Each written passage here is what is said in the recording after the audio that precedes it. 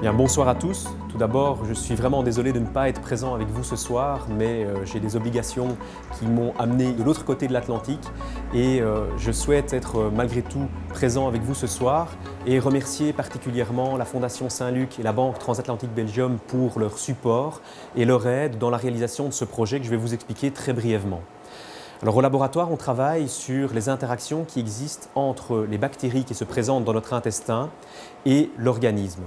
Et il faut savoir qu'on vit avec près de 100 000 milliards de bactéries, soit à peu près 10 fois plus que nos propres cellules humaines. Ces bactéries, elles ont la capacité d'interagir entre elles, elles ont aussi la capacité véritablement d'envoyer des signaux à nos propres cellules. Et c'est un véritable dialogue qui existe entre l'hôte, c'est-à-dire nous, et ces bactéries. Maintenant, comprendre comment ces bactéries arrivent à dialoguer, c'est une chose.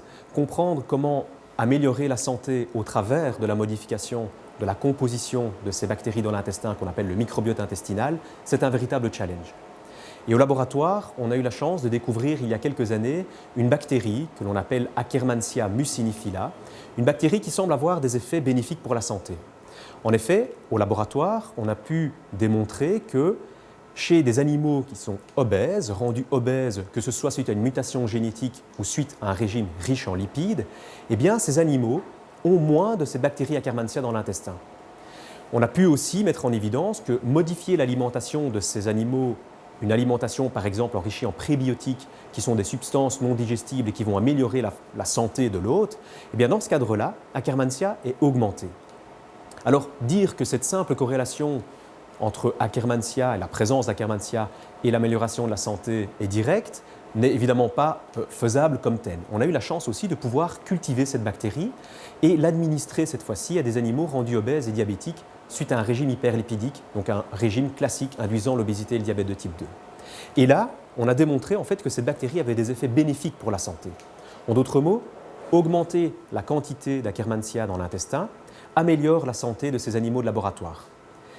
Au fur et à mesure des années, on a décidé de pouvoir passer ce pas et passer de l'animal à l'homme.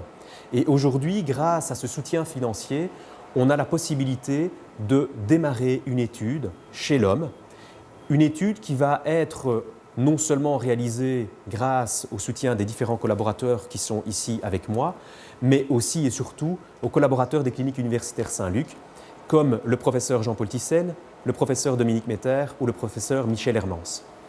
Et grâce à cette équipe, on espère pouvoir démontrer chez l'homme comment l'administration de cette bactérie pourrait améliorer la santé de patients obèses ayant un diabète de type 2. Avant de pouvoir administrer cette bactérie telle qu'elle, il faut pouvoir la cultiver.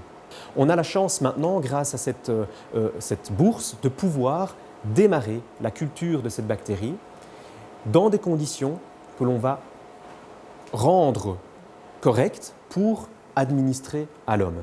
En d'autres mots, on va pouvoir cultiver la bactérie, l'administrer de manière adéquate et vérifier son effet chez l'homme. Alors je tiens évidemment à remercier les cliniques universitaires Saint-Luc et la Fondation Saint-Luc ainsi que la Banque Transatlantique Belgium pour leur soutien et toute mon équipe ici présente. Et finalement, je dois vous dire bonsoir